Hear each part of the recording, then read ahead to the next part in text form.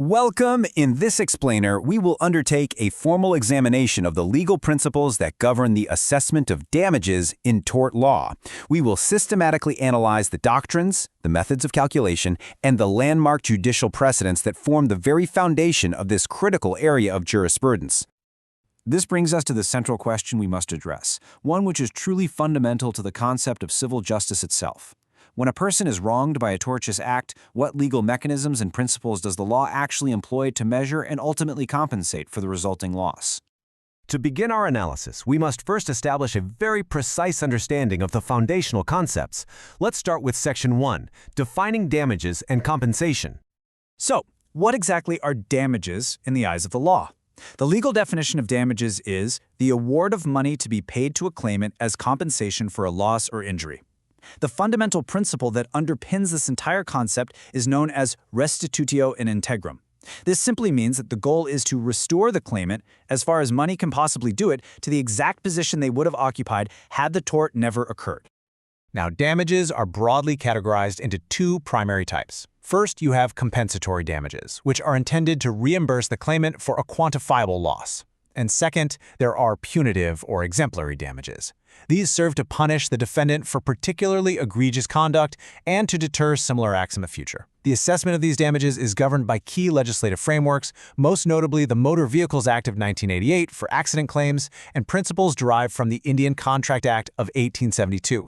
It's also critical to understand the distinction between liquidated and unliquidated damages. Liquidated damages are a specific sum, predetermined and agreed upon by the parties within a contract. In complete contrast, unliquidated damages are not prefixed. They must be ascertained by a court after the fact. The key legal test for an enforceable liquidated damages clause is that it must represent a genuine pre-estimate of the likely loss, not function as a penalty designed to simply compel performance. Having defined the types of damages, we can now proceed to the specific methods by which courts quantify the loss. This brings us to Section 2, Calculation Principles and Methods. The judicial assessment of damages typically follows a very structured three-step process. First, the court evaluates non-pecuniary losses, which includes things like personal pain and suffering.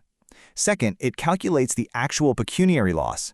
This covers expenses that have already been incurred, such as medical bills. And third, it assesses the probable future loss of income, which is a complex calculation of earnings the claimant will be deprived of over their lifetime. Calculating that future loss requires very specific methodologies. The Diplock formula is often employed to convert a future stream of lost income into a present-day lump sum value, which accounts for the time value of money. Building on this, the multiplier method, which is standardized under the Motor Vehicles Act of 1988, is the primary mechanism used. This method involves multiplying the annual loss of income, known as the multiplicand, by a specific figure, the multiplier, which is determined based on the claimant's age and life expectancy. It is very important to distinguish between aggravated damages and punitive damages, even though both can arise from a defendant's reprehensible conduct. Aggravated damages remain compensatory in nature. They are awarded for heightened emotional distress or humiliation suffered by the plaintiff. Punitive damages, on the other hand, are non-compensatory. Their goal is not to compensate, but to punish the defendant. Both are typically triggered by conduct that is described by the courts as high-handed, malicious, or oppressive. Of course, to understand how these principles are applied in the real world, we must analyze their application in significant judicial pronouncements. So let us proceed to Section 3, Landmark Case Law Analysis. We will begin with the case of Bhagawan Das versus Mohad Arif, as reported in the year 1987, in Volume 2 of the Andhra Law Times, at page 137. This case was absolutely pivotal in establishing a structured, scientific method for calculating future loss in India. Let's apply the IRAC framework to this case. The issue before the court was how to scientifically calculate the future loss of income for a 35-year-old technician whose leg was amputated. The rule adopted by the court was the multiplier system, which incorporated the Diplock formula. In its application, the court determined a multiplier of 14.40 based on the victim's age. The conclusion was a precisely calculated award of Rs 1,07,412. We now turn our attention to a Supreme Court case that affirmed these principles. The case is the General Manager KSRTC, Trivandrum versus Mrs. Susama Thomas and others, reported in 1994, Volume 1, Andhra Law Times, at page 1, Supreme Court. An IRAC analysis of the Susima Thomas case clearly reveals its significance. The issue here was whether an award made by a lower tribunal for a death claim was inadequate. The rule applied by the Supreme Court was its explicit approval and validation of the scientific multiplier method that was established in the Bhagwan Das case. In its application, the court found that the lower tribunal had used an outdated and unscientific method. The conclusion was that the Supreme Court enhanced the award to rupees 2,25,000, thereby cementing the multiplier method as the standard of law.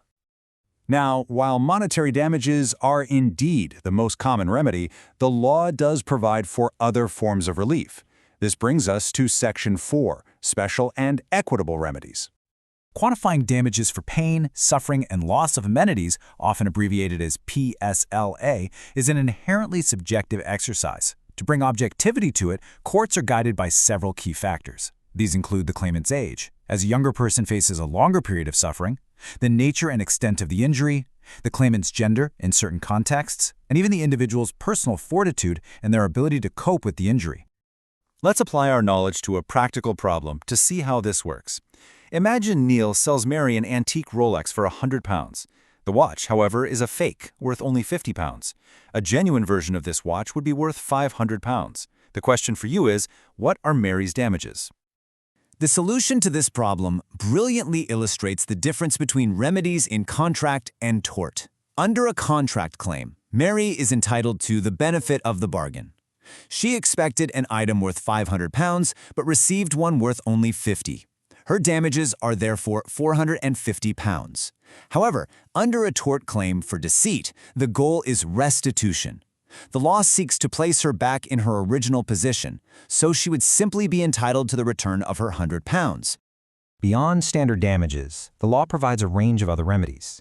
Incidental losses cover costs to fix a problem, while consequential losses cover lost profits. Statutory damages are specific sums fixed by law for certain infractions, and equitable remedies, governed by statutes like the Specific Relief Act of 1963, include things like specific performance, which compels a party to perform a contract, and restitution, which forces a wrongdoer to give up their gains. We have now covered a significant amount of material. Let us conclude our session with a synthesis of the most critical points, especially for examination purposes. This is Section 5, Final Synthesis and Revision. For your revision, please focus on these key points. First, the primary objective of tort damages is full compensation for the claimant. Second, the multiplier method is the accepted judicial standard for calculating future pecuniary loss. Third, remember the crucial rule that benefits such as gratuity and pension are not to be deducted from the compensation award. And finally, be familiar with the key statutes, the Motor Vehicles Act, 1988, and the Specific Relief Act, 1963. This entire doctrine is perfectly encapsulated by the foundational legal maxim, ubi jus ibi remedium. This translates from Latin to mean, where there is a right, there is a remedy. The law of damages is the primary instrument through which our legal system gives true substance to this vital principle. This concludes our explainer.